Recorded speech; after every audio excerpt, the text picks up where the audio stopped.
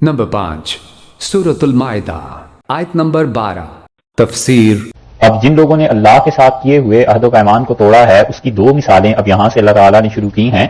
और पहली मिसाल नक़्ज़ अहद की यानी वादे को तोड़ने की, वादे को खत्म करने की पहली मिसाल यहूदियों की दी है। और अल्लाह ताला ने फरमाया कि वलक़द अख़ज़ अल्लाह, और बिला शक व शुबहा अल्लाह ताला ने लिया मीसाक़ बनी इसराइल से अल्लाह ने वादा लिया, बनी इसराइल से पक्का वादा और अहद अल्लाह ले चुका था या ले चुका है। क्या चीज, किस बात पर अहद लिया था? वो जो मुआहदे कई मरतबा गुजर चुके कि बनी इसराइल ने वादा किया था अल्लाह की इताअत का, उसके अहकामात को मानने का, कई मरतबा ये बात आई है। वबासना मिनहुम, और हमने उनमें किए, क्या किए? मुस्नई अशर नकीबा, इसनई अशर 12 नकीबन सरदार, हमने उनमें 12 सरदार उठाए, 12 सरदार मबूस किए। वकाल अल्लाह, और अल्लाह ने कहा इन्नी माकुम, मैं तुम्हारे साथ हूं। 12 सरदार उनके मुकर्रर हुए और उसके बाद अल्लाह ताला ने फरमाया कि मैं तुम्हारे साथ हूं, यानी जो भी अहकामात तुमको दिए जाएंगे ये सारे अहकामात पूरे करना, इताअत करना अल्लाह की और हज़रत मूसा अलैहिस्सलाम की, और जो भी अंबिया अलैहिस्सलाम आए उन पर ईमान लाना। तो अल्लाह ने 12 नकीब मुकर्रर किए उनकी कौम में, यानी जो भी उस वक्त के नबी थे अलैहिस्सलाम उनके जरिए से। वकाल अल्लाह, और अल्लाह ने कहा कि इन्नी माकुम, मैं तुम्हारे साथ हूं, इन, अगर, शर्तिया आ गया कि हम तुम्हारे साथ हैं, अगर तुम क्या करोगे? अक़मतुमुस्सलात, पहली शर्त ये लगा दी कि तुम अगर नमाज को कायम करो। एक बात ये ज्यादा जरूरी चीज है। इससे मालूम होता है कि इंसान किसी भी दर्जे में हो, अल्लाह की इबादत किसी हाल में साकित नहीं हुई। अल्लाह ताला ने फरमाया कि तुम्हारी सरदारी, तुम्हारा बड़ा होना वो अपने मुकाम पे, मगर तुमने नमाज पढ़नी है। लइन अक़मतुमुस्सलात, अगर तुम नमाज कायम करोगे एक, व आतैतुमुज़्ज़कात, और तुम ज़कात दोगे, ये दो। दूसरी चीज ये कायम कर दी। इससे मालूम होता है कि नमाज तकरीबन हर उम्मत में रही है। अपनी अपनी नमाजें अलग होती होंगी, किसी में सजदा होता होगा, किसी में रुकू नहीं होता होगा, किसी में क्या होगा, मगर नमाज हमेशा रही है। अल्लाह ताला ने फरमाया कि इन अक़मतुमुस्सलात व आतैतुमुज़्ज़कात, और दूसरी चीज ज़कात हमेशा रही है। और ज़कात का मतलब माल का खर्च करना। हमारे नजदीक तो यहां वाजिब माल का खर्च करना है ना, यानी जो अल्लाह ताला वाजिब करार दे देता है, जरूरी करार दे देता है कि इस माल को अल्लाह की राह में खर्च करना है, फिर उसकी परसेंटेज मुकर्रर है, 2.5% खर्च करना है, या कुर्बानी है ना, वो है उशर और खिराज, ये चीजें अल्लाह ताला ने फरमाया। दूसरी बात यह है कि तुम ज़कात देते रहोगे तो मालूम हुआ अल्लाह का हक भी और लोगों का हक भी पूरा करते रहोगे। तीसरी चीज यह कि वह आमन तुम बिरुसुली, तुम हमारे रसूलों पर ईमान रखोगे, जो मौजूद हैं उन पर भी, और जो रसूल अलैहिस्सलाम बाकी भेजे जाएं उन पर भी अगर तुम यकीन लाओगे मेरे रसूलों पर। ये 3 शर्तें हो गई। चौथी ये चीज है कि वअज़्ज़रतमूहुम, और उनको मदद दोगे, उनकी मदद करोगे। जो चीजें उन्होंने अपने मुल्क में नाफिज करनी है उनके निफाज में उनकी मदद करोगे। अज़्ज़रतमूहुम, तुम उनकी मदद करोगे अल्लाह की राह में। अगर जिहाद या कोई चीज और है तो तुमने उनकी मदद करनी है, ये काम तुमने करने हैं। इसलिए कि जिहाद बनी इसराइल से पहले था नहीं, ये हुक्म सबसे पहले सैयदना मूसा अलैहिस्सलाम पे आया, जैसे कि आगे की आयत में आ रहा है। उससे पहले जिहाद नहीं था। दुनिया में हमेशा ऐसा ही दौर रहा है, अल्लाह ताला की तरफ से मूसा अलैहिस्सलाम से पहले हमेशा ऐसा ही दौर रहा है कि जिस किसी ने अपने अंबिया अलैहिस्सलाम की मुखालिफत की, अल्लाह की तरफ से अजाब आ गया उस पर। जैसे इस पे शुआइब अलैहिस्सलाम की कौम थी, सालेह और हूद अलैहिस्सलाम की कौम थी।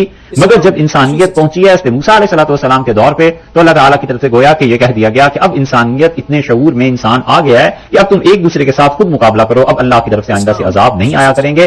तो उस अजाब को खुदा ने खत्म कर दिया और उसके कायम मुकाम जिहाद दुनिया में दे दिया कि अब तुमने अपने काम खुद संभालने हैं। तो अल्लाह ताला ने फरमाया कि हमने बनी इसराइल से अहद लिया कि हम तुम्हारे साथ हैं अगर तुम 5 काम करो, नमाज, ज़कात, ईमान बिर्रुसुल अलैहिस्सलाम और अज़्ज़रतमूहुम, यानी तुम अपने अंबिया अलैहिस्सलाम की मदद करते रहो। 4 व अक़रज़तुमुल्लाह, और तुम अल्लाह को कर्ज दो, कर्ज़न हसना, अच्छी तरह का कर्ज।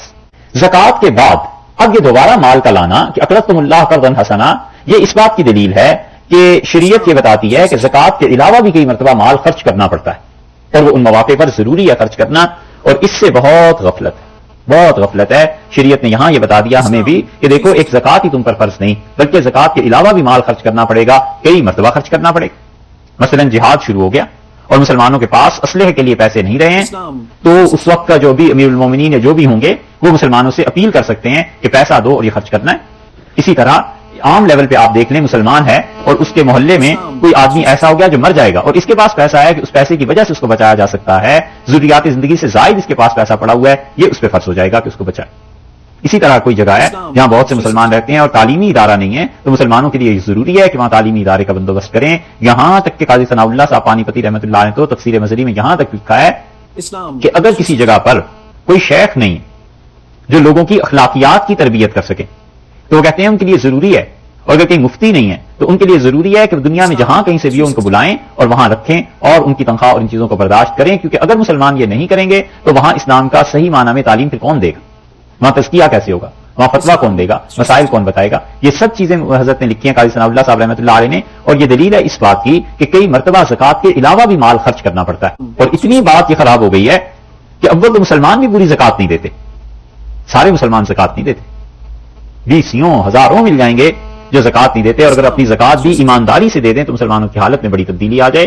اور پھر ایک طبقہ ایسا ملے گا جو زکوٰۃ دیتا ہے پوری، لیکن وہ کیا کریں گے، مسجد کی تعمیر ہے زکوٰۃ ہی کے پیسے سے کرواؤ، اور کوئی نیکی کا کام ہے زکوٰۃ کے پیسے سے کراؤ. تو یہ کون سی بات ہوئی؟ زکوٰۃ تو تم نے دینی دینی تھی، اس کے علاوہ مال خرچ کرنا، کیونکہ مسجد کی تعمیر پہ تو زکوٰۃ نہیں نہ لگتی، تو پیسہ اس پہ خرچ نہیں ہوتا. اور خاص طور پہ دین کی تعلیم میں، مدارس میں، اداروں کے قیام پہ پیسہ خرچ نہیں ہوتا. کہتے ہیں ادارے اول تو سوچ نہیں ہے، اور فرض کر لو سوچ آ بھی جائے کہ کوئی ادارہ بنے تو کہتے ہیں جی زکوٰۃ کے پیسے سے بناؤ. بھی زکوٰۃ کے پیسے سے کیسے ادارے بنیں گے؟ وہ تو غریبوں کا حق ہے. اور جو اس طرح ہوگا تو پھر برکت بھی نہیں ہوتی، پھر کام بھی نہیں ہوتا. پیسے کا استعمال جائز اور حلال یہ بڑے معنی رکھتا ہے. جس زمانے میں دارالعلوم دیوبند بنا ہے اس زمانے میں 2 کوششیں اس کے مقابلے میں اور کی گئیں، ایک حیدرآباد میں اور ایک اور جگہ تھی ہندوستان میں وہاں پہ، لیکن وہ نہیں چلے اور یہ دارالعلوم چلا ہے. وجہ اس کی یہ ہے کہ یہاں لوگوں میں بہت زیادہ اللہ پہ بھروسہ، توکل، یہ چیز رہا، اور طے کیا ہوا تھا کہ پیسہ کسی صورت بھی حرام کا یا مشتبہ پیسہ ایک پائی نہیں لگائیں. تو اللہ کے ساتھ تعلق میں یہ بات ہوتی ہے. اللہ نے فرمایا اقرضتم اللہ، اور تم اللہ کو قرض دو گے ایسا قرض جو حسنہ ہے، یعنی مال کا جو صرف مال ہے اخلاص کے ساتھ اپنا پیسہ دو، خوشی کے ساتھ خرچ کرو. اسی لیے اسے قرض حسنہ سے تعبیر فرمایا ہے کہ ہم قیامت میں اس کو لوٹا دیں گے، اس تمہاری نیکی کو ہم ضائع نہیں کریں گے.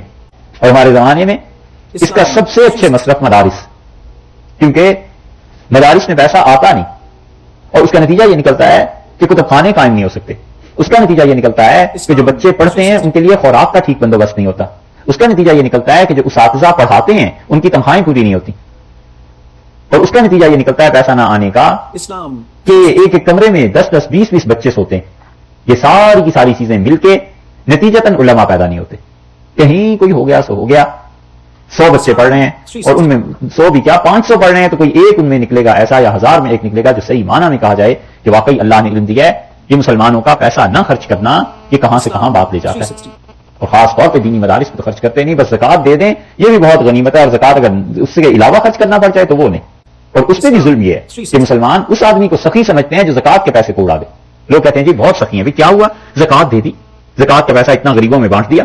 یہ الگ بات ہے کہ بانٹا اپنے حلقے میں تاکہ ووٹ بھی وہیں سے ملے، لوگوں کو پتا چلے کہ کتنا کام اس نے کیا ہے. ارے زکوٰۃ تو اس پہ فرض تھی، وہ تو دینی تھی، اس میں سخاوت کی کون سی بات ہے. فرض نماز اگر کوئی پڑھ لے تو دوسرا کہ جی بڑے عبادت گزار ہیں نمازیں پڑھتے ہیں، تو انہوں نے بھی نماز پڑھنی تھی.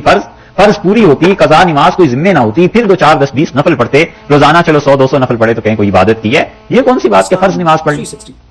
ایسے ہی زکوٰۃ کا معاملہ ہے کہ زکوٰۃ کے علاوہ پیسے کا خرچ کہاں ہے.